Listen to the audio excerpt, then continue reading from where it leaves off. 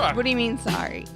I mean, I had the music queued up badly. It wasn't at the beginning. I'm sorry too. I like to hear that I'm snare sorry too. come right in. What did I request when you start the show? Okay. Another beer? No. Okay. Incorrect. All right. So, yes, we want to say right off the bat that we've got other podcasts as well, including the All You Can Eat podcast. Please. New episode out today. Yeah, which I quite liked, actually, very much. You can hear the whole story of my Taco Gigante championship. Yes. Which includes a taco engorged cougar MILF puking all over a public establishment.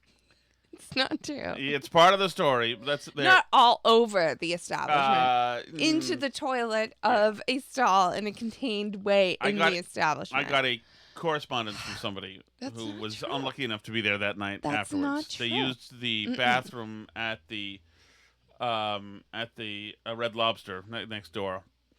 Okay. So okay, yes. So please, if you want to sign up for Patreon, by the way, that is available with Patreon. Okay, so you probably heard about 2 minutes of ads before you listen to this. If you're not on Patreon. Yeah. That's the point here. This is what we're saying, which is obviously we endorse all the products and love the ads and they're fabulous. But if you are one of those weird people who don't like hearing ads, you can go on Patreon. There is an ad-free RSS that you can sign up for and you get all the episodes without any ads at all. Plus you can watch every episode, not just tonight's episode, on live stream and join the chat and all that stuff. So like that's a thing that you can do. Some people like listening for free with ads. That's also cool. Mm-hmm. Like we like both. You're both important to us and we love you. So my problem is this, is that I think we are signed up for Patreon. I know we are for the Fifth Column, but I never use it to listen. I think we're signed up for Jerry, too. For Jerry? But I also never use that, so I get the commercials. And I think we might be signed up. Commentary? No, but we're not the Patreon. They have commercials no matter what. Patreon has no commentary. We pay commentary for something. Right, we pay commentary for their podcast. We pay them because they're smart, and we feel guilty for getting them for free. But I never use the Patreon to listen to anything. I always just use my Apple feed. But please do enjoy. Please have fun. I like it. So I have an epiphany today. Okay. And it came from watching Kamala Harris. Have the fake beer, all contrived by her team, and once again, do know that her team that came up with the beer sponsor. When I was at sales marketing meetings at WEI in the early 2000s, when the Sox were winning World Series, etc., none of those ideas would have made it. Those would have gotten shot down badly right out of the room. Having her pretend to have a beer so that she seems like a Wisconsin person and do it badly and have it with Steve Colbert, you've got one milquetoast pussy and one lady who knows nothing, who would never touch a beer. Now, I believe she drinks it and it's probably a lot of fun, but they're not playing that up. They're trying to get... Right, she's not ordering Miller High Lifes normally in her day-to-day. Exactly. And they're trying to appeal to middle America. For a second, I almost said Middle Earth. That would be a totally different campaign that you'd have to run to appeal to Middle Earth. Imagine the constituencies. She's trying to appeal to the middle of the country, and they don't know how to do it because they don't know people like that. They don't respect people like that. They don't respect people who wear Carhartts. They don't see them whatsoever. I've got a relative who took sniped at me the other day when I said grocery prices were high, and I said grocery prices are high, and he said you're a city dweller or something like that. I thought that's interesting because I'm not a city dweller. We actually live. We own chicken. Yeah, we're covered by. There's 4,000 people. Not at this moment because they all got eaten. Right. But sometimes we own chickens. But there's Walmarts around here and Tractor Supply Company, etc. Mm-hmm.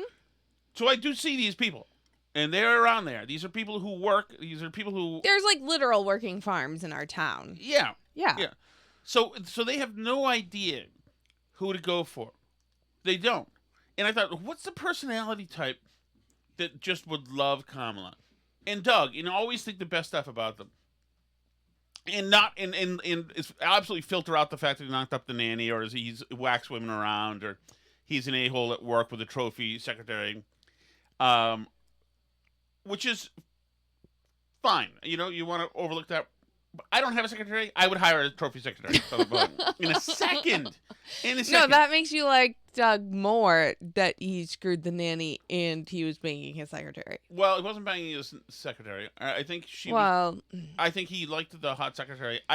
He's California masculine, which is a different kind of very soft masculine. It's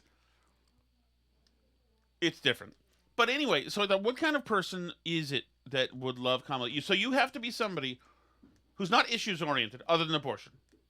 Yeah. But who wants clean lines and good feels. The kind of person who's captivated in the year 2000 by those big Macintosh computers with like the iMac. The iMac, exactly. With the big see-through colors, yeah. Yes, absolutely. It's a look and feel thing. It's graphic design. That's what it is. Mm-hmm. And so I listened to the Kirk Minahan show today, and they played what is absolutely the Kamala voter. And if I can find this, hopefully. And you're going to hear it right here. This is from a Boston Globe-produced podcast called The Curse Breakers. Mm-hmm. Part 1, Hearts Were Smashed. It's 20 years since the curse was broken. This is the curse of the Bambino was broken. Yeah. 20 years. Yes, sir. Pepper, the gate was open when we let Pepper out. Uh-huh. And Pepper is now off somewhere. Okay. Open the front door and call out Pepper. The side door? What gate was open? The front gate, the one leading towards our neighbors. Not front, like towards the neighbors. Why would I just close that again? Is somebody opening that? Do you know? I don't know, but it was open today and it closed it. Okay, she's probably going to come down to the front or the right side of the house. Okay. Yeah. So try opening a couple of those doors and going Pepper, Pepper. Yeah, she's in her old age now. She just wants to come around to another door where somebody will let her in faster. I think that's where she's just. So anyway, it's the curse breakers. And James, if not, then you and Sally should go look for her. So the curse breakers. Which is to me, this is a horrific idea. It's about the Red Sox breaking the curse of the Bambino. But that was a while ago now. That was 20 years ago. That's fine. It's the 20-year anniversary. But here's my feeling. Okay. Is that if you are like a Red Sox, like an actual Red Sox fan, you don't reference the curse of the Bambino. Maybe you did in 1992. We're not taking visitors at the moment. Can I help you? What's up, bud? I just want to know when the tie for my Ron Weasley costume is coming. I think Saturday, but let me check. Yes, we'll have that answer for you. But we're doing a podcast right now, okay? Okay, thanks, buddy. I want to know. Okay. So, sorry, everybody. This is the part of the show where you get to know when the tie for my son Cyril's Ron Weasley costume is coming. It's coming Saturday. Coming Saturday. There you go. Okay, now where's the actual costume coming? The robe is coming between the 13th and the 16th of October. Okay, so no more. That's it. That's it. You're talking to me now. Okay. So, the Boston Globe has this thing called Curse Breakers. Mm-hmm. And it is, it's all about the Red Sox from 2004. Okay. And once again, no real Red Sox fan would say curse breakers. It's like a weird thing to say. Mm-hmm. It's what somebody who thinks they know how Bostonians talk would say it. Or a group of people who thinks they know how Bostonians would talk would say it. But it's it's fake and false and contrived. So let's get into this a little bit so you hear. This woman who runs this is the Kamala voter. This host is the Kamala voter.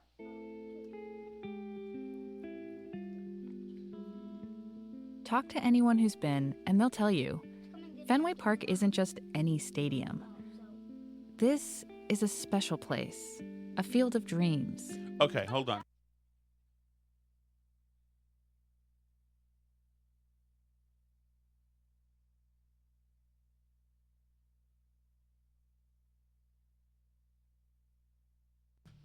Nobody from around here would say of Oz, going from black and white to color.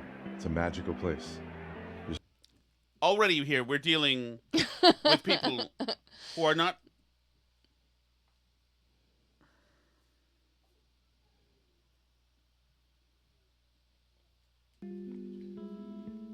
Talk to anyone who's been, and they'll tell you, Fenway Park isn't just any stadium. This is a special place, a field of dreams. Okay, hold Mark on. in the chat says Fenway Park isn't a stadium. Well, among other things, exactly. It's also not a field of dreams. There is so much like just horrifically, like this is fake. This is the idea. This is Kamala's idea of what men who are baseball fans would think. Are into, yeah. But this is an NPR, so this is like if Tim Walz and Doug Emhoff produce this. Mm-hmm. They don't know. They would say, well, let me just continue. Well, it's like when... It's a field of dreams, she says, like the movie Field of Dreams. It's like when NPR did the podcasts that were to, like, appeal to queer people of color, and they were getting turned at the club, Yes. and, like, it was cringe and terrible because totally. they have all the money in the world to make this stuff, but they don't understand anyone who's not exactly like them.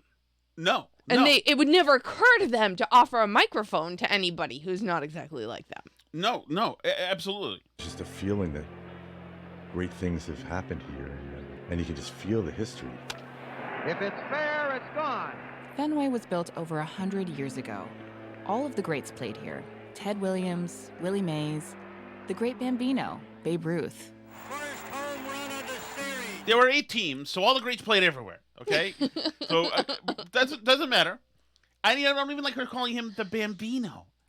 It's Babe Ruth. And the ballpark's red bricks, the old wooden seats in the grandstand, the dirt on the mound, they all hold memories. Oh! Emotions, too. It just gives off a vibe of beauty and greatness and tremendous tragedy. Stan Grossfeld is a photographer. It's funny because Stan Grossfeld actually is Kamala Harrisian when she's asked a policy question. It gives off a vibe of beauty. For the Boston Globe. He joined the paper in the early 80s, and over the years, he was right there, covering the Red Sox and their many disappointments. The most heartbreaking scene Stan saw was in the early hours of October 17th, 2004, the aftermath of Game 3 of the American League Championship Series. Here's the image. Boston Red Sox fans are trudging out of Fenway Park. They'd just seen their team lose horribly at their home stadium to hated rivals, the New York Yankees.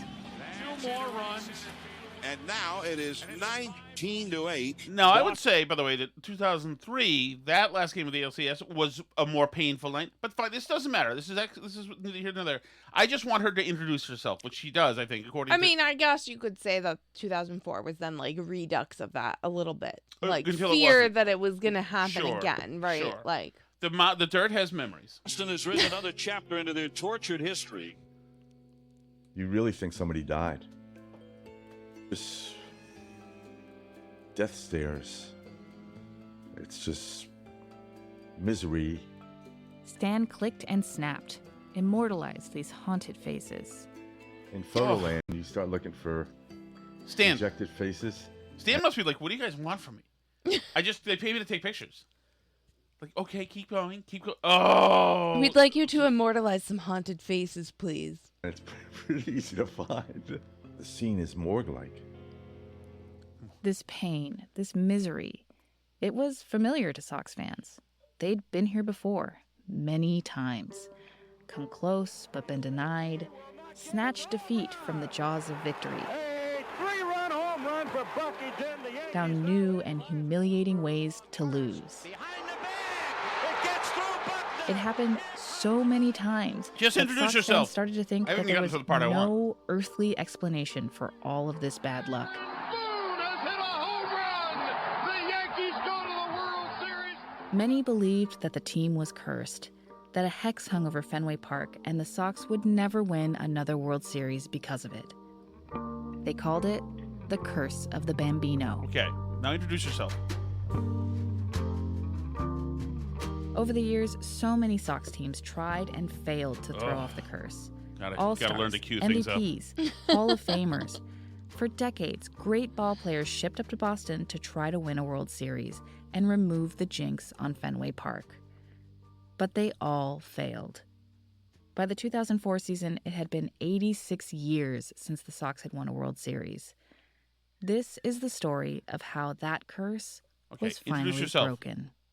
It's the story of a team that everyone counted out, a group of underdogs who stuck together no matter what. The 2004 Red Sox, otherwise known as the Idiots.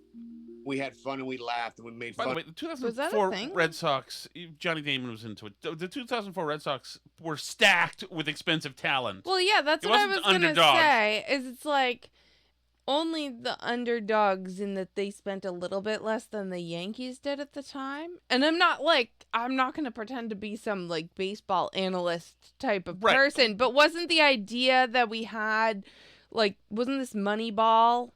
Well, specifically, and but and we were bringing it we had smart brains and big money, and this was the only people that we were spending less than were the Yankees, really. Well, right. Well, we needed among other things, they needed a big game pitcher who had beaten the Yankees, and that was Curt Schillings. They brought him over, and he was instrumental. We don't talk about him. Of each other, and we loved on each other. It was a family, and you don't get that too often. Here we are, just a bunch of idiots and just dudes. It was a team that was more than the sum of its parts. And I felt that we weren't the best players, we were the best team. It's Millar, right? It's got to be. A team that was not afraid to break the rules. Please get to introduce yourself. We are pouring us shots of Jack Daniels. These guys look like the Grateful Dead. I'm 30 this. They did. I'm Jasmine Aguilera. There we go. This is all I wanted. What's the best story you've ever covered? It's always the 04 Red Sox. It's a biblical kind of sports story that's timeless. Okay, that's Dan Shaughnessy. It changed everything, and there'll never be anything as good again. From the Boston Globe, I'm Jasmine Aguilera, and this is The Curse Breakers. Part 1.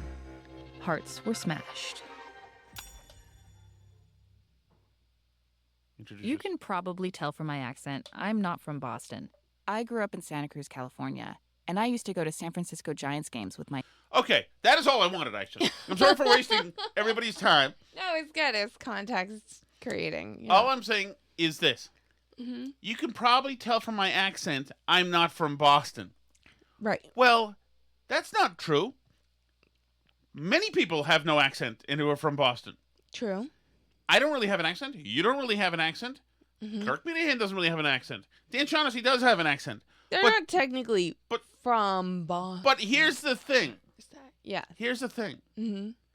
Is that her thought is, oh, everybody here, I'm in Boston. Everybody in Boston likes chowder, Harvard Yard accent. Mm-hmm. So that's what it is. It's like, that's a stupid outsider thing to say. First of all, nobody says, let the word go forth after me, say a time and place. Like, that doesn't exist. And also, not everybody has a Boston accent. You can probably tell from my accent I'm not from Boston. You just have a neutral accent. Yeah, nobody can tell. All it knows is you have vocal fry. That's your accent is your vocal fry. That's it. You have the NPR accent. Right, that's precisely right. So the point is this. You're from NPR. That's all you're from. The point is this. She might as well be on Kamala Harris's outreach growth marketing team. Mm-hmm. So who are Sox fans, guys? Okay, well, they know that there's a Sean O'Brien. Exactly. Sean O'Brien, exactly. He is your standard accent out there. You could probably tell that I'm not from Boston. Curse of the Bambino. The mound can talk. The dirt can talk. Man, you can hear the sad. You can feel the sad. That's what they do. That's Fenway Park. That's what they do in Boston. These are precisely the kinds of people who this is look and feel voting. Mm-hmm. That's what it is. It's look and feel voting. That's it. And you know what?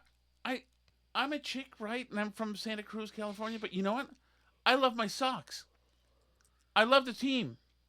I do, even though I love it when the idiots won. It's like, what the freaking are you even talking about? It's so just freaking ridiculous. Having been a concierge at a hotel in Boston, I got it all the time. All the time. All the time. I would have moms with kids have me say, park the car in Harvard Yard, which I would do, just like I did. Park the car in the Harvard Yard And they would say, see? Okay, Mom, it didn't happen. But if you want to believe that it happened, then it happened. But it felt like they wanted to think it. Oh, in Boston, they say park. In New York, everybody says coffee. This is just how it goes in the world. It's like it's a simplistic way to think about things. And that's why this campaign is stupid.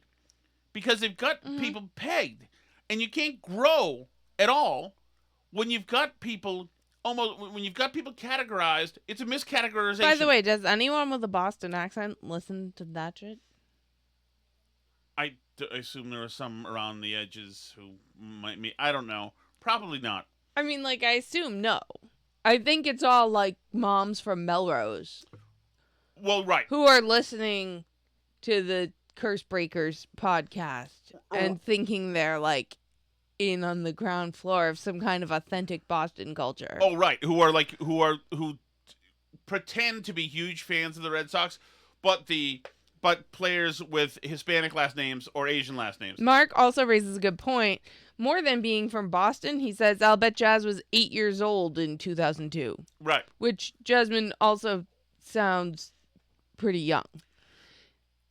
She does. You know, like I was in high school during the Red Sox championship era, and I'm like 40.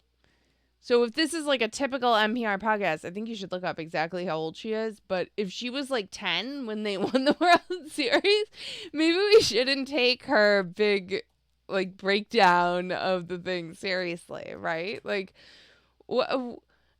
realistically, how old was she in this?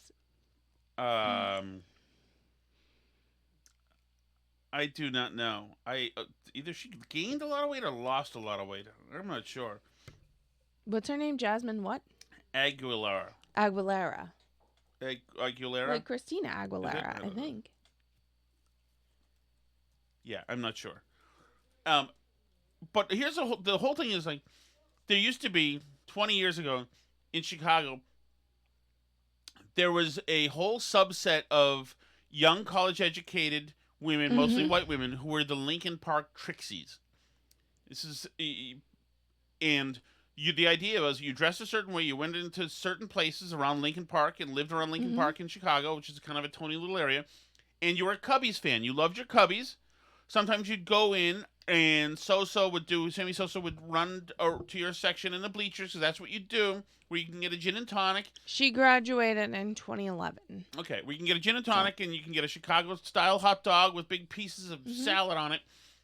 And that was the thing. And it's all about just total feels. It's all feels. And Kamala is the feels candidate. There's no doubt about that. But there aren't enough feels voters in areas that they need to win. Right. Nobody cares about that. Where they're doing fracking. Well, and the feels people have to remember to vote, which is also like another problem. Well, sure, but they have Kamala signs. There's no doubt about that. Right, but like in Massachusetts, your vote doesn't matter. So like you can throw out Massachusetts and California and all these places, like just to start off, right? Sad to say, but it's just true.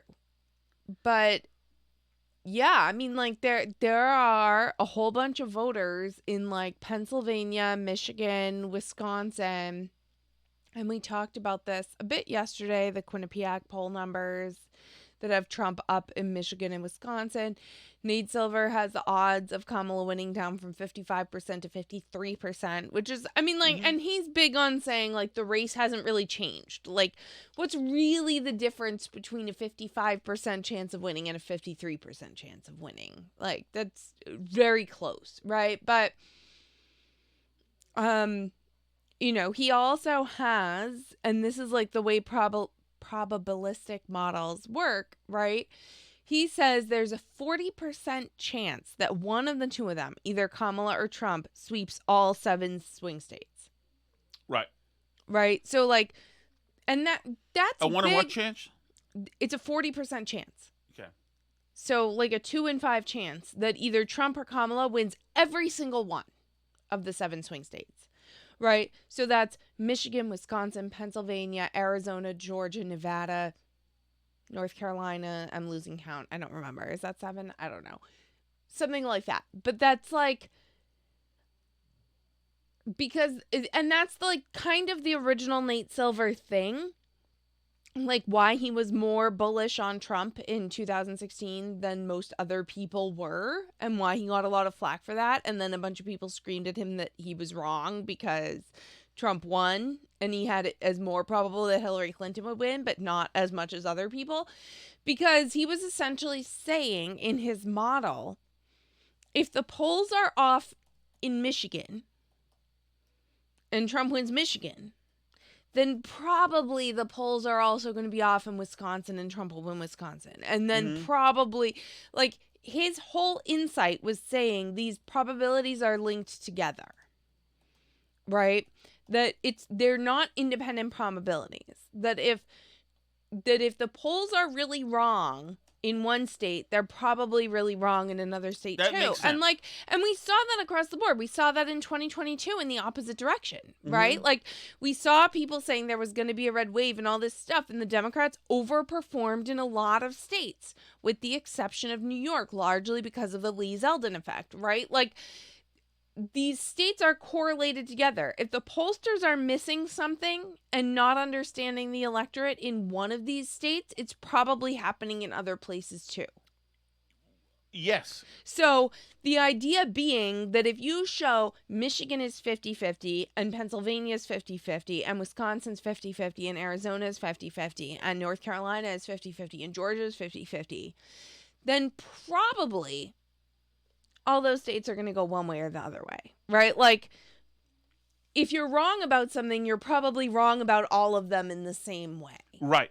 And, like, that's the whole idea of the correlated probabilities that he was bringing to that model, that was saying that, like, these people that had Hillary Clinton in 2016 with, like, a 99% chance of winning were playing a statistical game where they were saying, like, well, it's really unlikely that Hillary Clinton loses this state, and it's really unlikely that she loses this one. So it's like really, really unlikely that she'll lose both. But like in reality, the two things are connected together. So if she's losing one, then she's probably also losing the other. They're not independent events happening on separate planets. They're like connected together. Yes. So this is like the Nate Silver point kind of, and why people on both sides are a little bit mad at him right now is because he's essentially saying, you know, the polls say 50-50 in all these states, but like if the polls are wrong, they're probably all wrong in the same direction. Yes. And like, so it could really go either way. And like whatever side that is going to run around saying they're so vindicated because the polls were totally wrong. But like it could really, there's no reason mathematically to believe in either one at this moment in time. Right. And I do think that it has moved towards Trump. It has moved towards Trump. And he acknowledged that today, actually. But there is, if you see, like, what is she going to do? So what is Kamala now? Now that we've seen her, what is she now? First of all, the Walls thing didn't work out. He's they have to hide him. I mean, that's they've got to hide him line. Because he somebody thought that since he made unhealthy casseroles and was a little fat and was a high school coach, and some people still call him Coach Walls, that would pass. People are putting him. He's a gun owner. He's a hunter. He has a camo hat. Right. People. Right. It's not working. That thing that they've put him camo for. Hat, It's working with the people who still call him Coach, but those people weren't losable anyway. So you're looking for reasons to vote for the people. Coach Walls is not doing it. Coach Walls has a whole life that has been unexplored right now, and his wife is nuts. He is problematic in several ways because he's a fraud, and he keeps getting caught doing fraudulent things. He's such a fraud that J.D. Vance in the debate really knocked him over with a feather. He didn't have to say really anything. Yeah. He's such a fraud that the moderator's questions were enough to anvil his head. Mm-hmm. And so... Well, it almost like... And I like J.D. Vance and think J.D. Vance is really smart, so I do give him credit on this too.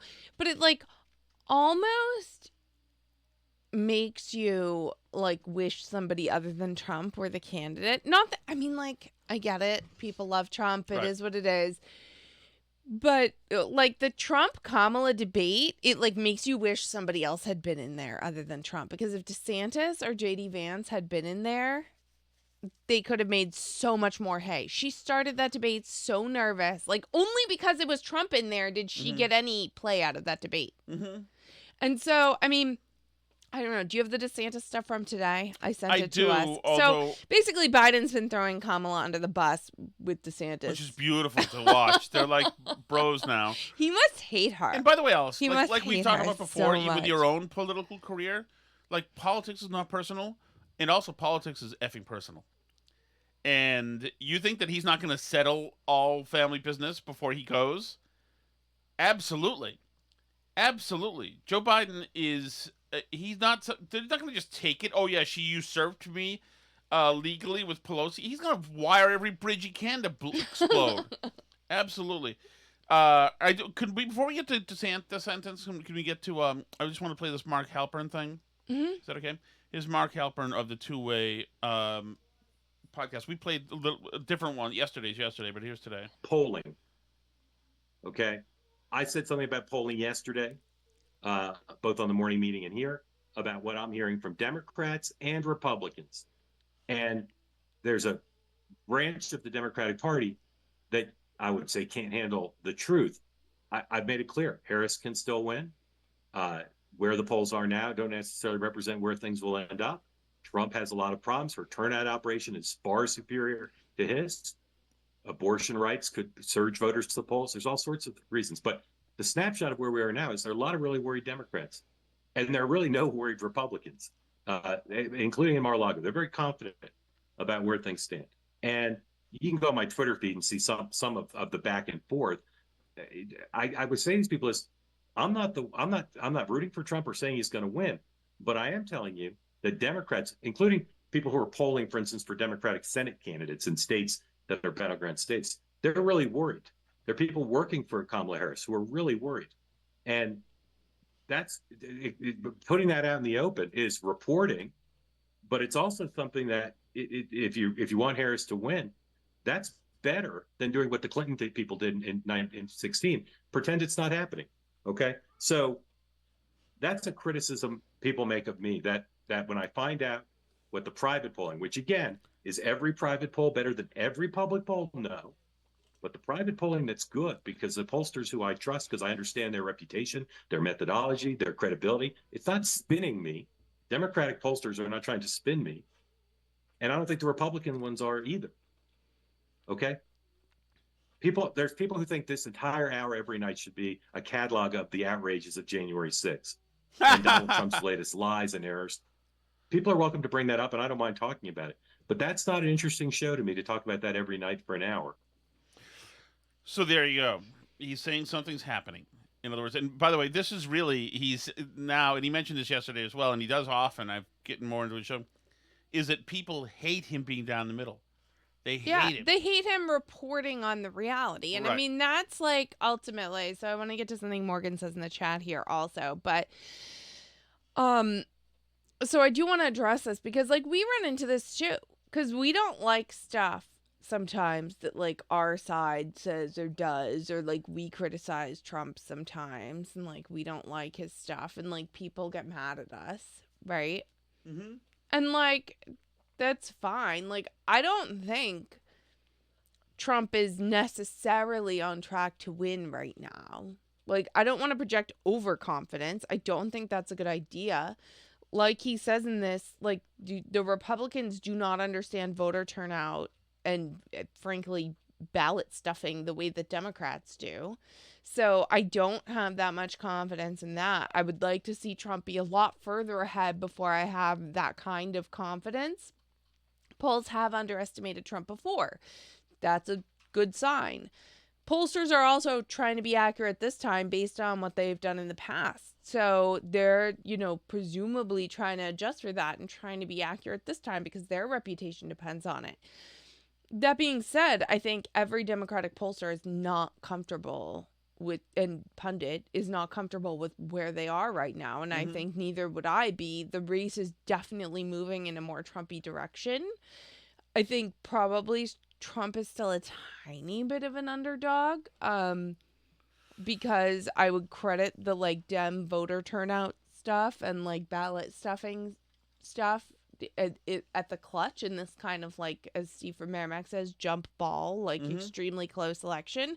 I don't want him to be within the margin of cheating. Right.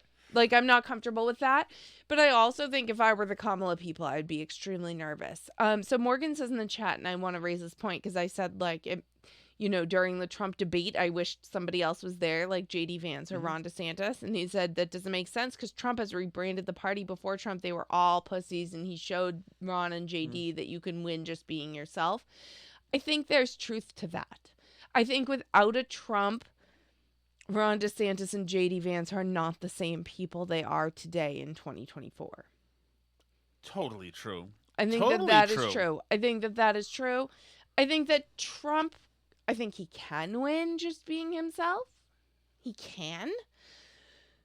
I think he also has personality weaknesses and sensitivities that he does not necessarily feel compelled to control in like debate like situations. Absolutely. And there is now there's also a part of his populist origin story is that he didn't control those urges, and his whole saying F you to convention is like I mean, yeah. Fantastic. So I mean, and Splash Butt in the chat says Republicans can't win by being Democrat light. That's also true. And like I think that Trump, and even in the negative sense, I think the Romney campaign in 2012 was like the anti-Trump campaign, right? Like, I think both Trump himself as a person and Romney in 2012 are equally responsible for putting the Republican Party where it is today. Because we saw Candy Crowley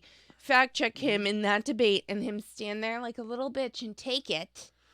And that made people so freaking crazy. That whole thing was set up with the Obama people in Crowley. Yes. But here's another thing. Is I think for a lot of Republicans in 2012, they saw Romney as a good man with a running mate, Paul Ryan, who was a good man, an honorable man, a deficit hawk, somebody who loved to talk about economics, and it was really a true believer. And they saw the two best people get mugged by leftist thugs. By dishonesty. Yep, by Biden, and by like Obama. Low below the belt attacks. Exactly. And like all this stuff. Absolutely. And so that's why in 2016 they said, okay, we need a motherfucker who's impervious to this. We need somebody bigger than the entire game that we have going on now. And that was Trump. And I think that in 2024 now,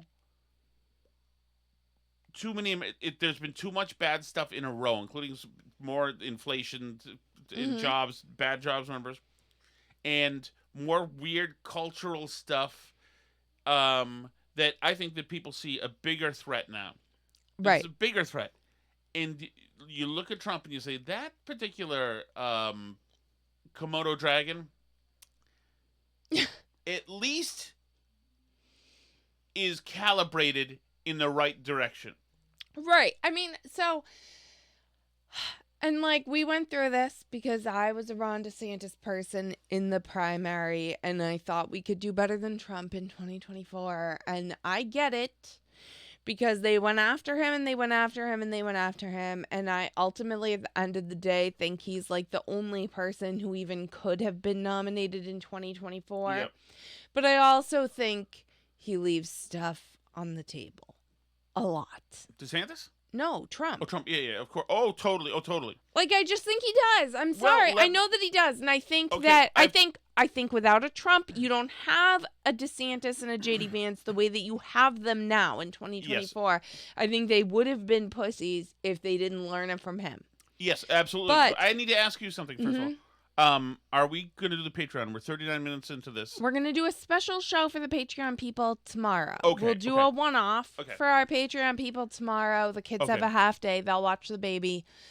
We'll do something extra tomorrow because we know we owe you guys a show. We're doing the show for everyone tonight. We already did a food show today. It's been a crazy week. We Okay. will get you guys to the next show tomorrow. I'm sure there will be more news to talk about tomorrow that we will want to break down. So, Can I also float another theory? mm-hmm. Is that Trump? Nobody has better luck than him. You know, getting shot almost in the head, but not.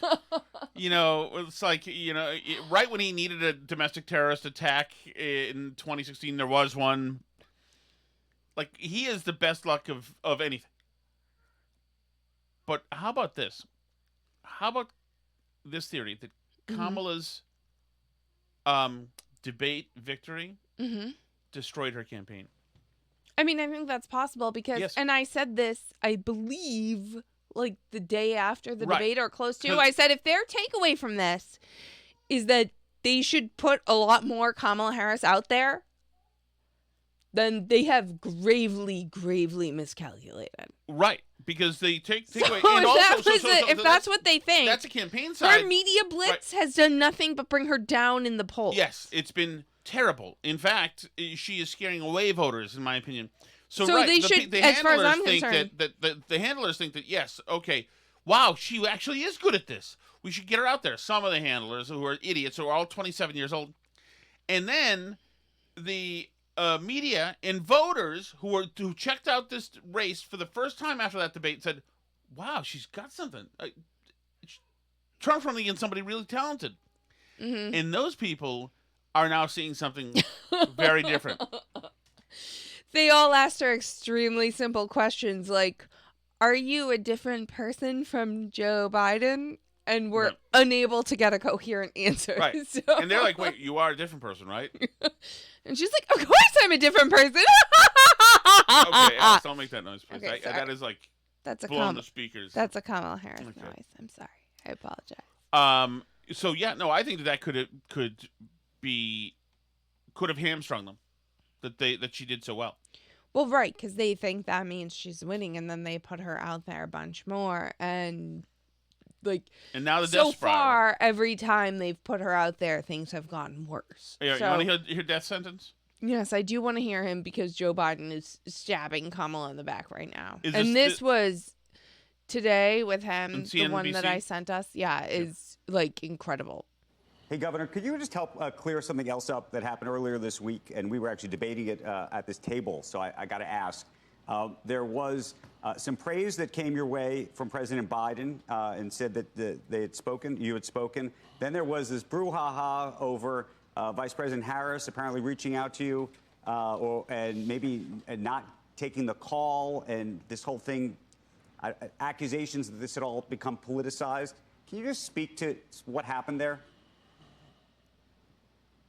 I am working with the President of the United States. I'm working with the Director of FEMA. I'm marshaling all my state assets. We've been doing this now nonstop for over 2 weeks between Helene and this. And so if there's anything I can leverage to benefit my people, I'm going to do it. The fact of the matter is they put out a story saying I didn't even know she was trying to reach me, but she has no role in this process. Ooh. And I've been dealing with these storms in Florida under both Trump and Biden. Neither of them ever politicized it. And in fact, all the storms I've dealt with under this administration, although I've worked well with the president, she has never called in Florida. She has never offered any support. So what she's doing is she's trying to inject herself into this because of her political campaign. So as the governor here who's leading this, I don't have time for those games. I don't care about her campaign. Obviously, I'm not a supporter of hers, but she has no role in this process. And so I'm working with the people I need to be working with. We're leveraging the resources I need to be leveraging. And for her to try to say that my focus should be on catering to her rather than worrying about my own people just shows she doesn't understand what it means to respond to these natural disasters. That's a vicious hit because it's pretty bad. Because she's left out there with no cover while he's being serious doing a serious I'm trying to save thing. my state from this natural disaster. I'm working with the president and, the head of FEMA and all this stuff. I'm doing these things. I've been doing this for like 6 years now, and I've never interacted with you once. Like, I'm sorry you tried to call me and I was busy. Like, that's the vibe it gives. And that's why she's had to come out with these slew of, like, while she holds her iPhone talking to small town mayors in Florida. Right. She's like found some Democratic mayors being like, I'm being so helpful to you, right? Right. And there's a camera on this side and with the other person. It's so contrived and like weirdly gross. Oh, it's a terrible look. It's a terrible freaking look. And meanwhile, Biden does not seem to care. He is thrilled. Do we have any chat messages on the Chelsea Fire Wicked hotline? Brought to us, of course, by Chelsea Fire Wicked Hot Sauce. All right, Allison, are you ready? I'm ready. We do know, by the way, that we have a voicemail for the food show. Yeah, we're gonna get that. It's only 3 weeks old. I'm sorry, pardon me. We'll get that. But we're recording one tomorrow for the food show that we will do the voice message for as well. Wow, T from Merrimack, you've officially hit rock bottom. Don't you have any pride in yourself anymore? I mean, what happened to you? Now you're a fan of Napoleon in Australia? Oh, man, you've officially entered the gutter. I believe that's a reference to Theodore Menners. Yeah. I mean, there are prostitutes in Las Vegas who walk the streets at 3:30 in the morning looking for a few dollars that have more pride than you. Oh, I've not really been to Las Vegas, Alice. My hooker experiences are very few. I'm not the only one who's done this. Everybody's been there. By the way, Napoleon's supposedly like 5'7", so I'm not sure that really applies. I don't think Manners is that tall. That's what I'm saying. But this is I did. Guys listening will all understand this because they've all been there. My street walking hooker experience, other than one time being chased by one because I ran out of a Chinese food restaurant. We'll get that later. I think we've covered that on this show in the past. I think there's a episode called like Hot Tea or something like that. Oh, Cold Tea, yeah. Cold Tea, there we go. My hooker experience is that seeing a beautiful hooker in Montreal in St. Catherine Street when I was 16, and explaining to her, because she really was beautiful, how you could save her from the lifestyle. She didn't need. I didn't say I could save her. I said she didn't need to do it. She was so beautiful. Of course. And which is like a rite of passage for every foolish young man who thinks like. And she did tell us something very interesting. Is that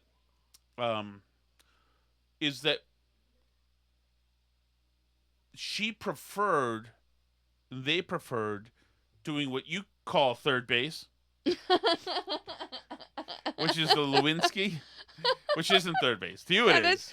You know what I confirmed with my other millennial friend that is third base. Date Alice in high school. Obviously. What base do you think it is? Okay, don't worry about it. So to doing to the home plate, to the home run, or whatever you call it. I thought that was interesting. On the ground reporting from me. Sorry, Steve. I honestly feel bad for you because you don't know who you're backing. This man is ruthless. Manners? He will stab you in the back at a moment's notice. Actually, wait a minute. I'm sorry. I take that back. He's not that tall. So he'll probably just like stab you in the ankle or something. But either way, watch out. I mean, I don't respect you at all. I don't like you. But even I am worried about you when it comes to Napoleon. Oh, Steven, you really are a boob. Oh, my goodness. So it's funny that he says that because I got him. Me and Dave Cullinane really disparage Menners, too. I don't see, like, what he can do from 30,000 miles away. Like, what is happening? I like Menners. I think he's So do nice. I. I think he's really talented. I think he's nice. I like being on his show. And, like, you can't control being short, so. Yeah.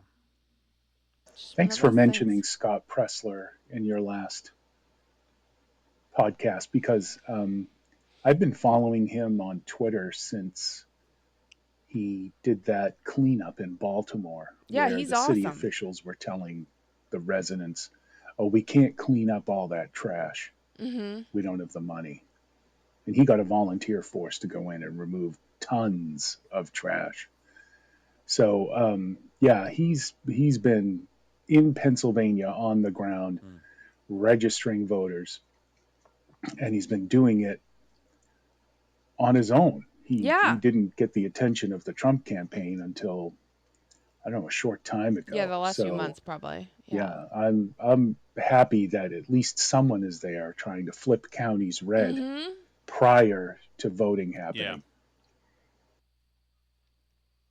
He's a good dude, Scott Pressler. Everyone should be following him. The RNC should have got him on board 5 years ago. Like, 100%. Yeah. Alice, according to the Tom Shattuck road trip quotes of all time, how can you tell if you're in Pennsylvania? The telltale pencils. Yep. I don't see any telltale pencils. And that's why Scott Pressler is registering voters and Tom Shattuck is sitting in Massachusetts. Oh, my EBT card. They texted me again today saying, activate your EBT card. Wow. Call this number. You call that number, it immediately goes to voicemail saying their lines, it's too busy. Wow. Immediately. Like, there's no recourse. They're just saying, they're telling me to call, but I can't call at the same time. So I need my EBT. Let's go. I've got the card. Let's charge it up, baby. Get back to me. This is huge to me, Alice. This is a dream. If I get 140, if I get $400, I don't even know what to. My EBT experience is 0 so far, but I am a welfare queen. The moment they charge this card up and I get a few $100, can't freaking wait. Habibis. Hey, Leslie. Long time no talk. What the hell is going on over there? I'm away from the show for a couple of weeks, and everybody's at each other's throats. I know. All the regulars are calling into the chat sounding like they're cutting promos for WWE Monday Night Raw wrestling. So right. I'm expecting to hear Mean Gene Okerlund and Vince McMahon coming back on the mic with like follow-up questions. Alice, do you know who Mean Gene Okerlund is? No, but I know who Vince McMahon is because he's in a meme. Right. And Leslie, Linda McMahon was like in the Trump administration. Yes, so. Leslie, that is a very nice Gen X Mean Gene Okerlund reference. All the Steves and the Toms and the Tims and the Justins and everybody, calm down. I agree. I'm not even caught up yet with the episode, so I hope this has all been resolved because we got to come together. We've got to unify. We're coming up on the most important election of our lifetimes. Should we just make this Chat its own podcast, like a battle royale, where people just call in and diss each other? Are mean to each other? Which brings me to the question. Yes. Are we having a burn barrel watch party by chance? Anywhere up in your neck of the woods? Because some of us need to procure lodging if that's going to happen. We know the party's not going to be at your house, but maybe a nearby food and beverage venue. we'd have to clean the house. That's the problem. Think about it. Would love to get together with some of the Burn Bros and Burn Babes and everybody kumbaya and put their differences aside. We got to come together. Love you guys. Miss you. Bye-bye. I agree. Everybody. So we talked about Connecticut briefly. Right. About doing something down there for like election, whatever. I mean, I have some PTO I should be using before the end of the year. I was thinking about taking election week off and like using it for stuff for us. For election time? Yeah. I mean, do you have something better to do? It's a Tuesday night. I've already said that I can't go down there. But like I could take the week off. I mean, like I have a bunch of PTO that I can use. But we could do whatever we want. Like we could both take that time off. From like our day jobs and like then go to Connecticut and not be on the air? No, and like do burn barrel stuff full time for like election week. Okay, so not go to Connecticut. Yeah. Okay, I mean, I don't know. Things are getting a little thin over at my radio station. we're missing. Are you not able to take time off? I am, but that's a pretty big week. And we're missing some personnel. Well, I can take time off. Yeah, I mean, we could have an election party. I'm free. I guess you could. If you go find a venue, you could go to it and hang out and watch. I get the feeling that election night's going to be a long night. If it's not, then it's going to be a fun night. Well, in the past, I mean, like, I did do In one of my past lives back in Middlesex County, Mark Sardella may remember this. I did a watch party for like some GOP primary debate stuff in the like Reading RCTV building. I was there. Todd Feinberg was there. Todd Feinberg was there. They have like a big screen. They have a popcorn maker. They have like, I mean, you can bring in your own food. Like you can do stuff like that. So I mean, like that was one, like, we could do something like that, possibly. Someone would have to organize that. And, like, it could be a depressing night if things don't work out. That's the only thing, And also, too. we have kids. There's kids. bleakhood happening, dude. I don't think it can happen, Leslie. Believe me. I mean, it'd be probably... When's inauguration? That's on a Sunday, right? Hello? January 20th of 2025. I'm not sure. I'll have to look it up. I think it's on a Sunday. I forgot to tell you guys. Yes. If you put a Monday. Trump sign on your lawn close to the street, you may want to put a piece of wood underneath it in the grass. Yes. With some nails sticking out, so if somebody decides they want to run it over, they'll get a nice little surprise. I've seen a few of those videos now on Instagram and Twitter. So have I. It's just, if someone drives on your property, they should expect something bad to happen. Also, you may want to coat it in like wolf urine, stuff like that. Keeps the dogs away, etc. Okay, good luck. Thank you, Dr. Cheswood. I don't think we're going to do it because the place to put a lawn sign where we are is right at the kids' bus stop, and there's like 10 kids. I seriously think that the neighbors... It'll just be awkward when we go down to wait with the kids for the bus by and our the Trump neighbors sign. are sobbing.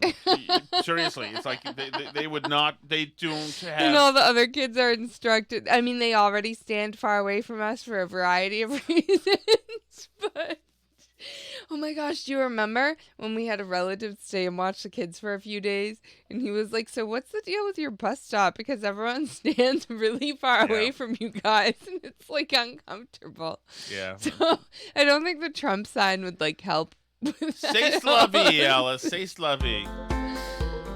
Thank you so much for listening, everybody. As Tom said at the beginning of the episode, if you like listening and you want to, like, for some reason give us money to keep making this podcast, you can do that at patreon.com/burnbarrel. You can join us for the live shows and the chat and everything, like, every day instead of just once a week. You can also listen to the show ad-free. That's patreon.com/burnbarrel. If you like listening for free, you can also do that too. burnbarrelpodcast.com. Leave us a chat message. We love you guys.